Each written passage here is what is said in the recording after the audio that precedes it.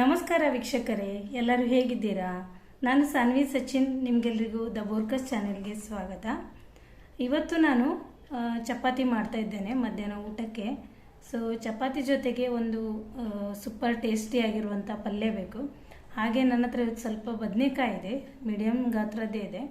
ಅದರ ಜೊತೆಗೆ ಸ್ವಲ್ಪ ಆಲೂಗಡ್ಡೆ ಬೆರೆಸಿ ಒಂದು ಸ್ಪೆಷಲ್ ಆಗಿರುವಂಥ ಪಲ್ಯನ ಮಾಡುವಂಥ ಯೋಚನೆ ಮಾಡ್ತಾ ಇದ್ದೇನೆ. ಹಾಗಾದರೆ ಬನ್ನಿ, ಈಗ ನಾವು ಆಲೂಗಡ್ಡೆ ಮತ್ತು ಬದನೆಕಾಯಿನ ಬಳಸಿ ಒಂದು ಸುಕ್ಕ ಪಲ್ಯನ ಹೇಗೆ ಮಾಡೋದು ನೋಡುವ. ಇದು ಹೆಚ್ಚಾಗಿ ರಾಜಸ್ಥಾನಿಯ ಮಾರ್ವಾಡಿಗಳು ಇರ್ತಾರಲ್ಲ, ಅವ್ರು ಮಾಡುವಂಥ ಡಿಶ್. ಅವ್ರು ಹೆಚ್ಚಾಗಿ ಇದೇ ಥರ ಪಲ್ಯಗಳನ್ನು ಮಾಡ್ತಾರೆ. ಸೊ ಬನ್ನಿ ವೀಕ್ಷಕರೇ, ಅದನ್ನು ಹೇಗೆ ಮಾಡೋದು ಅಂತ ಇವತ್ತು ನೋಡೋಣ ಬನ್ನಿ. ಈಗ ನೋಡಿ ವೀಕ್ಷಕರೇ, ಈ ಪಲ್ಯನ ಮಾಡಲಿಕ್ಕೆ ನಮಗೆ ಬದನೆಕಾಯಿ ಮತ್ತು ಬಟಾಟೆ ಬೇಕು. ಬದನೆಕಾಯಿ ನೋಡಿ ಸಣ್ಣ ಸಣ್ಣದಿದೆ, ತುಂಬ ಸಣ್ಣದಲ್ಲ, ಮಧ್ಯಮ ಗಾತ್ರದಲ್ಲಿವೆ. ಇದು 1/4 kg ಇದೆ ಬದನೆಕಾಯಿ. ಆಮೇಲೆ 2 ಮೀಡಿಯಮ್ ಗಾತ್ರದ್ದು ಆಲೂಗಡ್ಡೆನ ತೊಳೆದಿಟ್ಕೊಂಡಿದ್ದೇನೆ. ಈಗ ಇದನ್ನು ಚೆಂದ ಮಾಡಿ ನಾವು ಕಟ್ ಮಾಡುವ. ಸಿಪ್ಪೆ ಸುಲಿದು ಬಟಾಟೆದ್ದು ಕಟ್ ಮಾಡಬೇಕು. ನಾನು ಕಟ್ ಮಾಡಿದ ಮೇಲೆ ತೋರಿಸ್ತೀನಿ. ಸೊ ನೋಡಿ ವೀಕ್ಷಕರೇ, ಈಗ ನಾನು ಬದನೆಕಾಯಿನ ಕಟ್ ಮಾಡ್ತೇನೆ, ಆಮೇಲೆ ಬಟಾಟೆ ಕೂಡ ಕಟ್ ಮಾಡ್ತೇನೆ. ಮೊದಲಿಗೆ ನಾವು ಬಟಾಟೆದ್ದು ಸಿಪ್ಪೆ ಎಲ್ಲ ಸುಲಿಯುವ.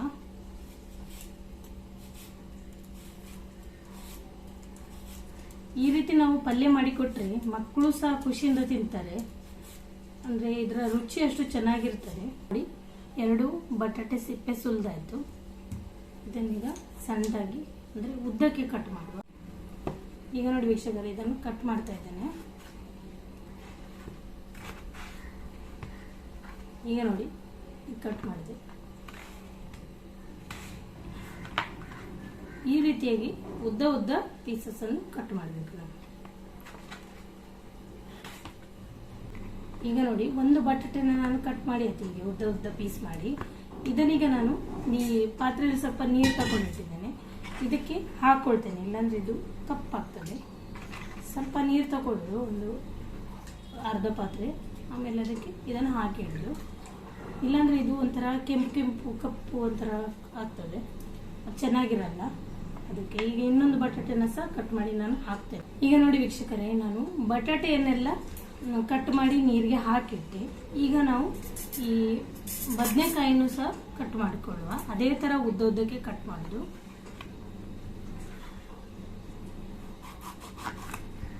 ಈ ರೀತಿ ತೊಟ್ಟನ್ನು ಫಸ್ಟಿಗೆ ಕಟ್ ಮಾಡಿಕೊಳ್ಳುವ. ಆನಂತರ ಮಧ್ಯ ಸೇರಿಕೊಳ್ಳುವ, ಯಾಕಂದರೆ ಮಧ್ಯದಲ್ಲಿ ಕೆಲವು ಹುಳ ಎಲ್ಲ ಇದ್ದರೆ ಗೊತ್ತಾಗ್ತದೆ ಅದಕ್ಕೆ. ಆಮೇಲೆ ಹೀಗೆ ಉದ್ದ ಈ ರೀತಿ 2 ಪೀಸ್ ಮಾಡೋದು. ಆನಂತರ ಬಟಾಟೆ ಕಟ್ ಮಾಡಿದಾಗೆ ಉದ್ದಕ್ಕೆ ಕಟ್ ಮಾಡ್ತಾ ಹೋಗೋದು. ತುಂಬ ಸುಲಭ ಇದು ಕಟ್ಟಿಂಗ್. ಆಮೇಲೆ ನೋಡಲಿಕ್ಕೂ ನೋಡಿ, ಈ ಥರ ಪೀಸಸ್ ಮಾಡಿದರೆ ಚಂದ ಸಹ ಕಾಣ್ತದೆ. ನೋಡಿ, ಕಟ್ ಮಾಡಿ ಆಯಿತು. ಇದನ್ನು ಸಹ ನಾನು ನೀರಲ್ಲೇ ಹಾಕಿರ್ತೇನೆ. ಹೆಲ್ತಿಗೆ ಒಳ್ಳೆಯದು, ಆದರೆ ಅದು ತಿನ್ನಲಿಕ್ಕೆ ಅಷ್ಟು ಇಷ್ಟ ಅಂತ ಆಗೋದಿಲ್ಲ ಅದರ ಪಲ್ಯ. ಈ ರೀತಿಯಾಗಿ ನಾವು ಏನಾದರೂ ಸ್ವಲ್ಪ ಸ್ಪೆಷಲಾಗಿ ಮಾಡಿದರೆ ಮಾತ್ರ ಮನಸ್ಸಾಗ್ತದೆ ತಿನ್ನುವ ಅಂತ. ಮತ್ತು ಮಕ್ಕಳೆಲ್ಲ ಇದನ್ನು ತಿನ್ನಲಿಕ್ಕೆ ಕೇಳುವುದಿಲ್ಲ. ಇದರ ಪಲ್ಯ ಹೇಗೆ ಮಾಡಿಕೊಟ್ರು ತಿನ್ನೋದಿಲ್ಲ. ಇದೊಂದು ಹೊಸ ರೀತಿ ಟ್ರೈ ಮಾಡಿ ನೋಡಿದಾಗ ಎಲ್ರಿಗೂ ಇಷ್ಟ ಆಯಿತು. ಹಾಗೆ ನಿಮ್ಮ ಜೊತೆ ಶೇರ್ ಮಾಡುವ ಅಂದ್ಕೊಂಡೆ. ಈಗ ಇದನ್ನು ಕಟ್ ಮಾಡಿ ನಾನು ನೀರಿಗೆ ಹಾಕ್ಕೊಳ್ತಾ ಇದ್ದೇನೆ. ಇದೇ ಥರ ಉಳಿದ ಬದನೆಕಾಯಿನೂ ಸಹ ಕಟ್ ಮಾಡಿ ಹಾಕ್ಕೊಳ್ತೇನೆ. ಈಗ ನೋಡಿ ವೀಕ್ಷಕರೇ, ನಾನು ಬದನೆಕಾಯಿ ಮತ್ತು ಬಟಾಟೆ ಎರಡನ್ನೂ ಸಹ ಈ ರೀತಿ ಕಟ್ ಮಾಡಿ ನೀರಲ್ಲಿ ಹಾಕಿಟ್ಟು ನೋಡಿ, ನೀರಿನ ಬಣ್ಣ ನೋಡಿ ಚೇಂಜ್ ಆಯಿತು, ಒಂಥರ ಕೆಂಪಗಾಯಿತು. ಇದು ಹೊರಗಡೆ ಇಟ್ಟರೆ ಮಾತ್ರ ಕಪ್ಪಾಗಿ ಹೋಗ್ತದೆ. ಈ ರೀತಿ ನೀರಿಗೆ ಹಾಕಿದ್ರೇ ಒಳ್ಳೆಯದು. ಈಗ ನೋಡಿ ವೀಕ್ಷಕರೇ, ಈ ಬಟಾಟೆ ಮತ್ತು ಬದನೆನ ನಾವು ಫ್ರೈ ಮಾಡಲಿಕ್ಕಿದೆ, ಎಣ್ಣೆಯಲ್ಲಿ ಡೀಪ್ ಫ್ರೈ ಮಾಡೋದಿದೆ. ಹಾಗಾಗಿ ನಾನು ನೋಡಿ ಒಂದು ಬಟ್ಟೆ ತೊಗೊಂಡಿದ್ದೇನೆ, ಕಾಟನ್ ಬಟ್ಟೆ. ಇದರ ಮೇಲೆ ಫಸ್ಟಿಗೆ ನಾನು ಬದನೆಕಾಯಿನ ಈ ರೀತಿ ಹರಡ್ಕೊಳ್ತೇನೆ. ಒಂದು ಸರ್ತಿ ಫ್ರೈ ಮಾಡಲಿಕ್ಕೆ ಎಷ್ಟು ಬೇಕೋ ಅಷ್ಟು ತೆಗೆದು ಈ ರೀತಿ ಹರಡ್ಕೊಳ್ಳುವ. ಆಮೇಲೆ ಅದನ್ನು ಈ ಬಟ್ಟೆಯಿಂದ ಸ್ವಲ್ಪ ಈ ರೀತಿ ಅದ್ಕೋಬೇಕಂದ್ರೆ ನಾವು ಒತ್ಕೋಬೇಕು. ಆವಾಗ ನೀರಿನ ಅಂಶ ಎಲ್ಲ ಬಟ್ಟೆ ಎಳ್ಕೊಳ್ಳುತ್ತೆ.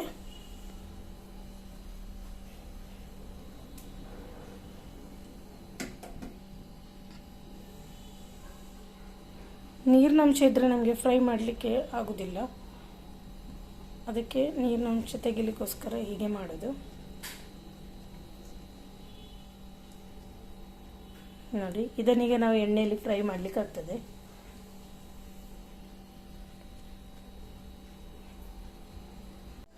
ಈಗ ನೋಡಿ ವೀಕ್ಷಕರೇ, ಸ್ವಲ್ಪ ಬಟಾಟೆ ಕೂಡ ಅದೇ ರೀತಿ ನಾವು ಬಟ್ಟೆಯಿಂದ ಒರೆಸ್ಕೊಳ್ಳುವ.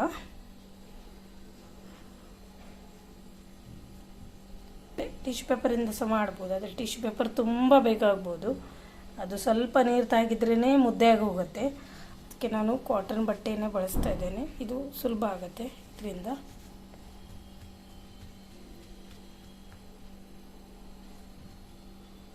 ಇದೊಂದು ಹೊಸ ಮೆಥಡ್ನ ಪಲ್ಯ, ನೀವು ಟ್ರೈ ಮಾಡಿ ನೋಡಿ, ತುಂಬ ರುಚಿ ಅನ್ನಿಸ್ತದೆ, ಚೆನ್ನಾಗಿರ್ತದೆ.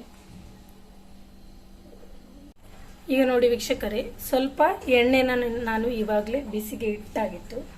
ಅದರಲ್ಲಿ ಈ ಬದನೆಕಾಯಿನ ಹಾಕೊಳ್ಳುವ.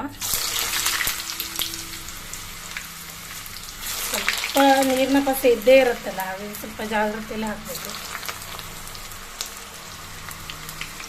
ಇದೀಗ ಸ್ವಲ್ಪ ಫ್ರೈ ಆಗಲಿ, ಆವಾಗ ತೆಕ್ಕೊಳ್ಳುವ. ನೋಡಿ, ಈಗ ನೋಡಿ ವೀಕ್ಷಕರೇ, ಒಂದು ಸ್ವಲ್ಪ ಡ್ರೈನು ಅನಿಸ್ತಾ ಇದೆ ಮತ್ತು ಕೆಂಪಗೂ ಸ್ವಲ್ಪ ಆಯಿತು. ಈಗ ಇದನ್ನು ತೆಗೆದಿಟ್ಕೊಳ್ಳುವ. ಈ ರೀತಿ ಟಿಶ್ಯೂ ಪೇಪರ್ ಮೇಲೆ ಹಾಕುವ. ಎಕ್ಸೆಸ್ ಎಣ್ಣೆ ಇದ್ರೆ ಎಲ್ಲ ಅದು ಹೇಳ್ಕೊಳ್ಳುತ್ತೆ.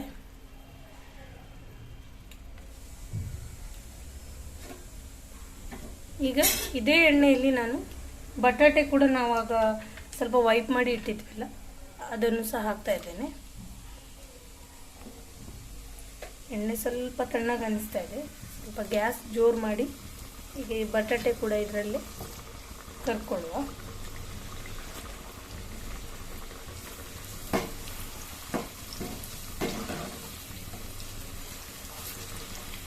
ಮುಕ್ಕಾಲು ಅಂಶದಷ್ಟಾದರೂ ಇದು ಫ್ರೈ ಮಾಡ್ಕೊಳ್ಬೇಕು. ಆಮೇಲೆ ಅದು ಬೇರೆ ಮಸಾಲೆ ಜೊತೆ ನಮಗೆ ಸ್ವಲ್ಪ ಫ್ರೈ ಅಂದರೆ ಬೇಯಿಸೋದೇ ಇರುತ್ತೆ. ಈಗ ನೋಡಿ, ಇದು ಇನ್ನೊಂದು ಸ್ವಲ್ಪ ಹೊತ್ತಾಗಲಿ, ಕೆಂಪಾಗಲಿ ಸ್ವಲ್ಪ. ಈಗ ನೋಡಿ ವೀಕ್ಷಕರೇ, ಬಟಾಟ ನೋಡಿ ಒಳ್ಳೆ ರೋಸ್ಟ್ ಆಯಿತು, ಕೆಂಪಾಯಿತು. ಎಷ್ಟು ರೋಸ್ಟ್ ಮಾಡಬೇಕಂತಿಲ್ಲ, ಕಡಿಮೆ ಮಾಡಿದರೂ ಆಗತ್ತೆ. ನೋಡಿ, ಚೆನ್ನಾಗಿ ಫ್ರೈ ಆಯಿತು. ಇದು ಕೂಡ ತೆಗೆದಿಟ್ಕೊಳ್ಳುವ. ಇದು ಫ್ರೈ ಆದಷ್ಟು ಕುರ್ಕುರಿಯಾಗಿ ಬರುತ್ತೆ ಪಲ್ಯ. ಇವಾಗ ನೋಡಿ, ಇಲ್ಲೆಲ್ಲ ತಯಾರಾಗಿದೆ. ಇದೇ ಥರ ನಾನು ಉಳಿದವನ್ನು ಸಹ ಫ್ರೈ ಮಾಡಿ ಇಟ್ಕೊಳ್ತೇನೆ. ವೀಕ್ಷಕರೇ, ಈ ಪಲ್ಯಕ್ಕೆ ಒಂದು ಖಾರ ಮಸಾಲೆ ಮಾಡಬೇಕು. ಅದಕ್ಕೆ ನೋಡಿ, ಒಂದು 2 ಹಸಿಮೆಣಸಿನಕಾಯಿನ ಕಟ್ ಮಾಡಿ ಹಾಕಿದ್ದೇನೆ. ಆಮೇಲೆ 7-8 ಹೆಸರು ಬೆಳ್ಳುಳ್ಳಿ, ಆಮೇಲೆ ಸ್ವಲ್ಪ ಶುಂಠಿ. ಇದನ್ನು 3 ಜಜ್ಜಿ ನಾವು ಪೇಸ್ಟ್ ಮಾಡುವ. ಇನ್ಸ್ಟೆಂಟ್ ಪೇಸ್ಟ್ ಹಾಕ್ತಾ ಇಲ್ಲ ನಾನು, ಈ ರೀತಿ ಜಜ್ಜಿನೇ ಪೇಸ್ಟ್ ಮಾಡ್ಕೊಳ್ತಾ ಇದ್ದೇನೆ.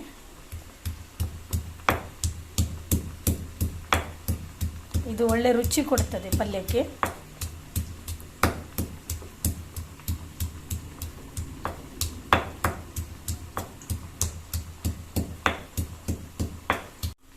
ನೋಡಿ ವೀಕ್ಷಕರೇ, ಆದಷ್ಟು ಪೇಸ್ಟ್ ಆಯಿತು. ಇಷ್ಟು ಸಾಕು. ತುಂಬ ನೈಸಾಗಿ ಮಾಡಲಿಕ್ಕೆ ಇದರಲ್ಲಿ ಆಗೋದಿಲ್ಲ, ಮತ್ತು ಅದು ಒಳ್ಳೆ ಸಹ ಆಗೋದಿಲ್ಲ.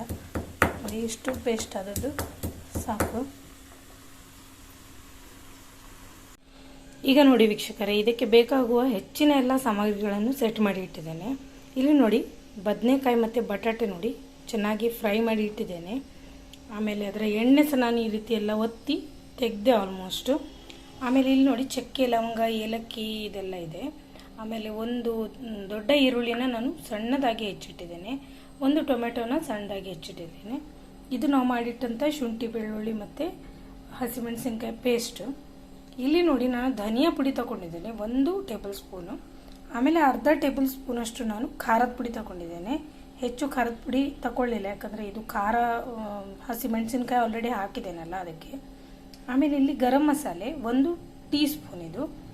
ಆಮೇಲೆ ಇಲ್ಲಿ 1 ಚಮಚ ಆಗುವಷ್ಟು ಸೋಂಪು ಕಾಳು, ಆಮೇಲೆ 1 ಚಮಚ ಆಗುವಷ್ಟು ಜೀರಿಗೆ. ಇದಿಷ್ಟು ತಗೊಂಡಿದ್ದೇನೆ. ಸ್ವಲ್ಪ ಎಣ್ಣೆ ಬೇಕಾಗತ್ತೆ ಒಗ್ಗರಣೆ ಹಾಕಲಿಕ್ಕೋಸ್ಕರ. ಬನ್ನಿ ಈಗ ಶುರು ಮಾಡುವ ನಾವು. ಈಗ ನೋಡಿ ವೀಕ್ಷಕರೇ, ಪ್ಯಾನ್ನ ಈಗಾಗಲೇ ಬಿಸಿಗೆ ಇಟ್ಟಿದ್ದೆ ನಾನು. ಚೆನ್ನಾಗಿ ಬಿಸಿಯಾಗಿದೆ ಇದು. ಇದಕ್ಕೆ ನಾನು ಚೂರು ಎಣ್ಣೆ ಹಾಕ್ತೇನೆ, 1 ಚಮಚ ಆಗುವಷ್ಟು. ಯಾಕಂದರೆ ನಾವು ಎಣ್ಣೆಯಲ್ಲೇ ಎಲ್ಲ ಫ್ರೈ ಮಾಡಿರಲ್ವ, ಹಾಗಾಗಿ ಈ ಎಣ್ಣೆಗೆ ನಾನೀಗ 1 ಚಮಚ ಜೀರಿಗೆನ ಹಾಕ್ತಾ ಇದ್ದೇನೆ. ಆಮೇಲೆ 1 ಚಮಚದಷ್ಟು ಸೋಂಪು ಕಾಳು ಸೇರಿಸ್ತಾ ಇದ್ದೇನೆ.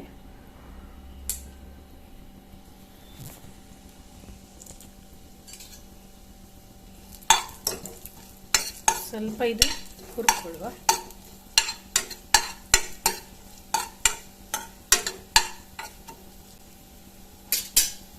ಮಧ್ಯಮ ಉರಿಯಲ್ಲಿ ಇಟ್ಕೊಳ್ಬೇಕು ಗ್ಯಾಸನ್ನು.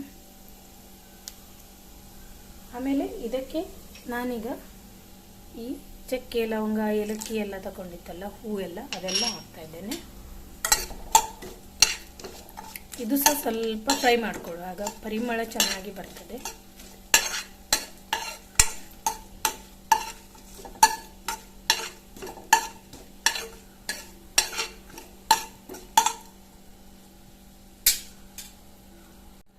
ಈಗ ಇದಕ್ಕೆ ನಾನು ಶುಂಠಿ, ಬೆಳ್ಳುಳ್ಳಿ ಮತ್ತು ಹಸಿಮೆಣಸಿನ ಪೇಸ್ಟ್ ನಾವು ಮಾಡಿದ್ದು, ಕುಟ್ಟಿ ಪುಡಿ ಮಾಡಿದ್ದು ಇದನ್ನು ಸೇರಿಸ್ತಾ ಇದ್ದೇನೆ. ಈಗ ಈರುಳ್ಳಿನ ಹಾಕ್ತಾ ಇದ್ದೇನೆ. ಈರುಳ್ಳಿ ಚೆನ್ನಾಗಿ ಫ್ರೈ ಮಾಡುವ. ನೋಡಿ ವೀಕ್ಷಕರೇ, ಇದನ್ನು ಚೆನ್ನಾಗಿ ಫ್ರೈ ಆಗುವ ಹಾಗೆ ಹುರ್ಕೊಳ್ಳುವ. ಕೆಂಪಾಗಬೇಕಿದು. ಕೆಂಪಾದಷ್ಟು ರುಚಿ ಚೆನ್ನಾಗಿ ಬರುತ್ತದೆ.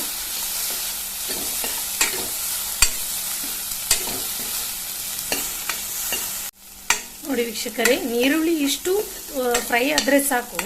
ತುಂಬ ಅದನ್ನು ಕೆಂಪು ಮಾಡಬೇಕು, ಬಿರಿಯಾನಿಗೆಲ್ಲ ಮಾಡ್ತೀವಿ ಆ ರೀತಿ ಮಾಡಬೇಕಂತಿಲ್ಲ. ಸ್ವಲ್ಪ ಕ್ರಂಚಿ ಆಗಿದ್ರೇ ಟೇಸ್ಟ್ ಚೆನ್ನಾಗಿ ಬರೋದು. ಈಗ ನಾನು ಇದಕ್ಕೆ ಹೆಚ್ಚಿಟ್ಟಂಥ ಟೊಮೆಟೊನ ಸೇರಿಸ್ತಾ ಇದ್ದೇನೆ. ಟೊಮೆಟೊನಲ್ಲಿ ಸ್ವಲ್ಪ ನೀರಿನಂಶ ಇರುತ್ತೆ. ಇದು ಸಹ ಚೆನ್ನಾಗಿ ನಾವು ಸ್ವಲ್ಪ ಬಾಡಿಸ್ಕೊಳ್ಳುವ.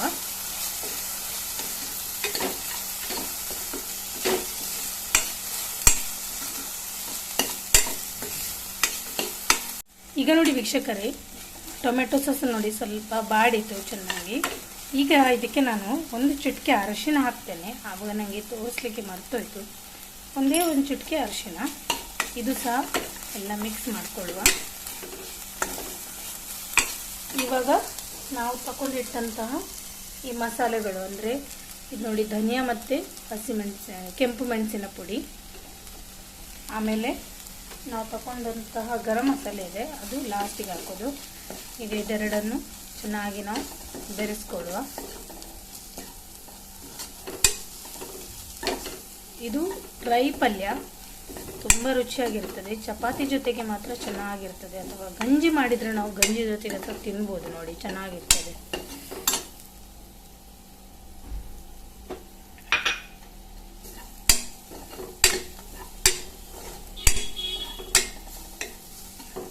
ಮಸಾಲೆ ಎಲ್ಲ ಬೆರೆಸಿ ಆಯಿತು. ಈಗ ನಾವು ಫ್ರೈ ಮಾಡಿ ಇಟ್ಟಿದ್ದೇವಲ್ಲ ಬದನೆಕಾಯಿ ಮತ್ತು ಬಟಾಟೆ, ಇದನ್ನು ಹಾಕೊಳ್ಳಿಕ್ಕಿದೆ. ಈಗ ನೋಡಿ ವೀಕ್ಷಕರೇ, ನಾನಿದು ಫ್ರೈ ಮಾಡಿದಂಥ ಬಟಾಟೆ ಮತ್ತು ಬದನೆಕಾಯಿನ ಸೇರಿಸ್ತಾ ಇದ್ದೇನೆ. ಈಗ ಇದೆಲ್ಲವನ್ನು ನಾವು ಚಂದ ಮಾಡಿ ಬೆರೆಸ್ಕೊಳ್ಳುವ ಮಸಾಲೆ ಜೊತೆಗೆ.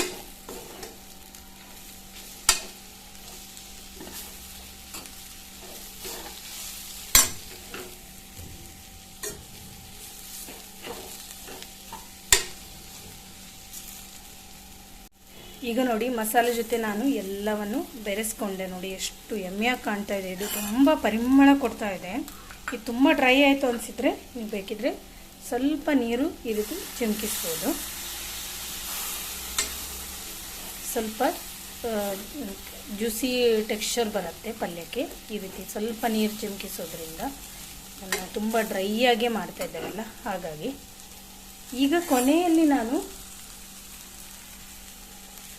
ಒಂಚೂರು ಗರಂ ಮಸಾಲೆ, ಅಂದರೆ 1 ಟೀ ಸ್ಪೂನ್ ಆಗುವಷ್ಟು ಗರಂ ಮಸಾಲೆನ ಸೇರಿಸ್ತಾ ಇದ್ದೇನೆ.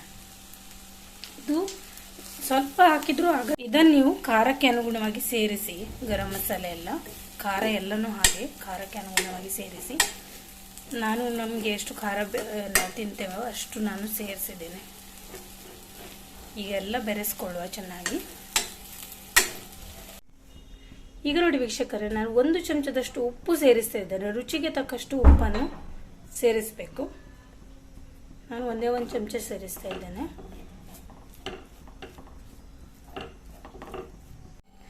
ಈಗ ನೋಡಿ ವೀಕ್ಷಕರೇ, ನಮ್ಮ ಪಲ್ಯ ತಯಾರಾಯಿತು. ಇದಕ್ಕೆ ನಾನು ಕೊನೆಯದಾಗಿ ಸ್ವಲ್ಪ ಕೊತ್ತಂಬರಿ ಸೊಪ್ಪು ಸೇರಿಸ್ತಾ ಇದ್ದೇನೆ. ಇದರಿಂದ ಗಾರ್ನಿಷ್ ಮಾಡ್ತಾ ಇದ್ದೇನೆ. ಈಗ ನೋಡಿ, ಒಳ್ಳೆ ಟೇಸ್ಟಿಯಾಗಿರುವಂತಹ ರುಚಿಯಾಗಿರುವಂತಹ ರಾಜಸ್ಥಾನಿ ಮಾರ್ವಾಡಿ ಸ್ಟೈಲ್ನ ಬದನೆಕಾಯಿ ಮತ್ತು ಬಟಾಟೆ ಪಲ್ಯ ತಯಾರಾಗಿದೆ. ತುಂಬ ಯಮ್ಮಿಯಾಗಿ ಕಾಣಿಸ್ತಾ ಇದೆ. ಇದನ್ನು ನೀವು ಕೂಡ ಒಮ್ಮೆ ಟ್ರೈ ಮಾಡಿ ನೋಡಿ. ನಿಮ್ಗೆಲ್ರಿಗೂ ಕೂಡ ತುಂಬ ಇಷ್ಟ ಆಗ್ಬೋದು. ಮಕ್ಕಳು ಸಹ ಇದನ್ನು ತುಂಬ ಇಷ್ಟಪಟ್ಕೊಂಡು ತಿಂತಾರೆ. ನಮ್ಮ ಈ ರೆಸಿಪಿ ನಿಮಗೆ ಇಷ್ಟ ಆಗಿದೆ ಅಂತಾದರೆ ಲೈಕ್, ಶೇರ್, ಕಮೆಂಟ್ ಮಾಡಿ ಹಾಗೂ ಚಾನೆಲ್ನ ಸಬ್ಸ್ಕ್ರೈಬ್ ಮಾಡೋದನ್ನು ಮರಿಬೇಡಿ.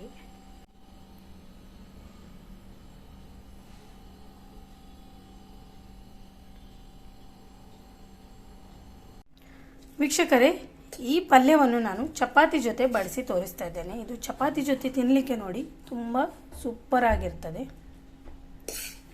ಈಗಲೂ ಸಹ ಒಳ್ಳೆ ಘಮ ಘಮ ಪರಿಮಳ ಕೊಡ್ತಾ ಇದೆ. ತುಂಬ ರುಚಿಯಾಗಿ ಬಂದಿದೆ ಇದು.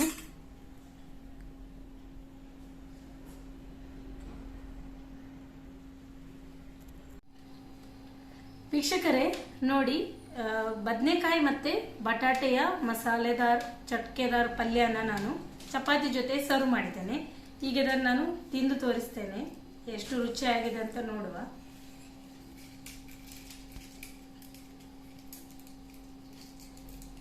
ನೋಡಿ, ತುಂಬ ಚೆನ್ನಾಗಿ ಬಂದಿದೆ.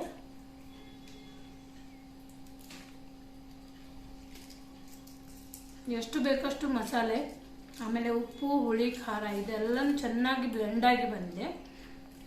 ಇದನ್ನು ನೀವು ಸಹ ಒಮ್ಮೆ ಮಾಡಿ ನೋಡಿ. ನಿಮ್ಗೆಲ್ಲರಿಗೂ ಕೂಡ ತುಂಬ ಇಷ್ಟ ಆಗ್ಬೋದು.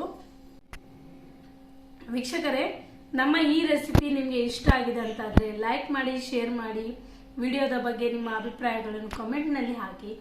ಹಾಗೂ ನಮ್ಮ ಚಾನೆಲ್ಗೆ ಇದುವರೆಗೆ ಸಬ್ಸ್ಕ್ರೈಬ್ ಆಗಿಲ್ಲ ಅಂದರೆ ಸಬ್ಸ್ಕ್ರೈಬ್ ಮಾಡಿಕೊಂಡು ಬೆಲ್ಲೈಕನ್ನ ಪ್ರೆಸ್ ಮಾಡಿಡಿ. ಮುಂದೆ ಇದೇ ಥರ ಒಂದು ಒಳ್ಳೆ ರೆಸಿಪಿ ಜೊತೆ ಬರ್ತೀನಿ. ಅಲ್ಲಿ ತನಕ take care, bye bye. Thank you for watching.